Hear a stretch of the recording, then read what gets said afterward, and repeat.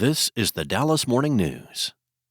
It's Tuesday, December 10th. It will be mostly cloudy, breezy, and a good bit cooler than yesterday in Dallas.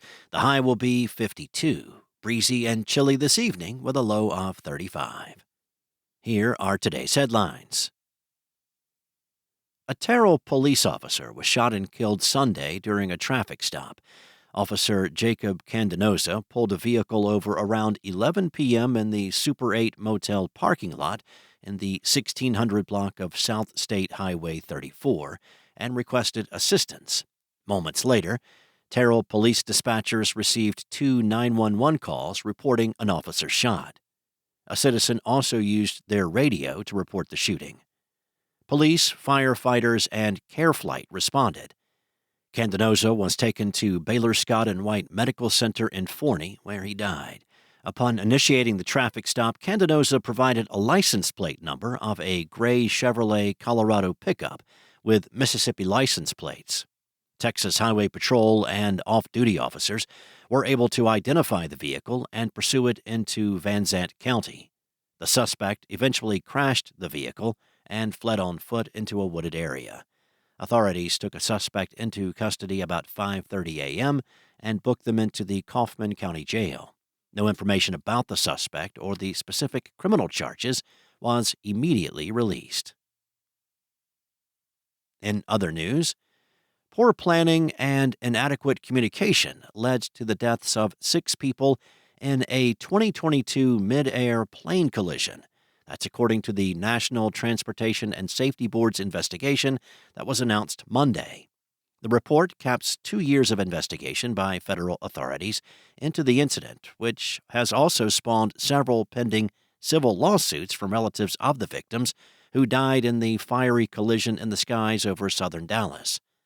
The crash occurred when 2 World War II-era planes were completing a repositioning turn during the Wings over Dallas air show, killing the 5 people aboard a Boeing bomber and the sole occupant of a Bell fighter.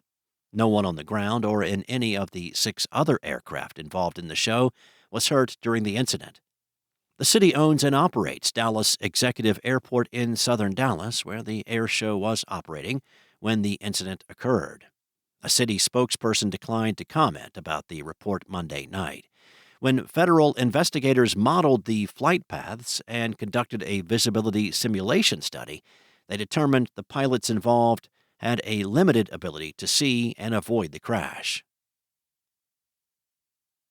Next up, walk down Knox Street and you'll also pass Y'all Street, at least for now. Starting this spring, the Texas Stock Exchange will temporarily be based in Weir's Plaza, a 12-story mixed-use space on the border of Highland Park. Located in the trendy Knox-Henderson district, Weir's Plaza opened in 2022. It features luxe office spaces with a private bar and lounge, in addition to the flagship Weir's furniture store and restaurants. Knox Street has turned into one of Dallas's most popular shopping destinations, counting Lululemon, Apple, and Trader Joe's among its tenants. Meanwhile, TXSC's search for a permanent home in the heart of Dallas is ongoing. And the holiday season is a scammer's dream. While people are spending more money, scammers often take advantage of people who do not protect their information.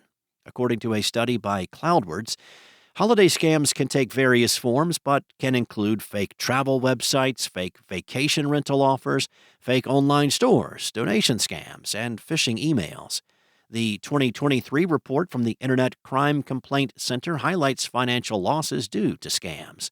Credit card fraud resulted in losses of $173 million, while non-payment and non-delivery scams led to over $309 million in damages for individuals that year. The Dallas Morning News has a few tips on how to avoid scams and protect your information from thieves. You can check out that article at dallasnews.com.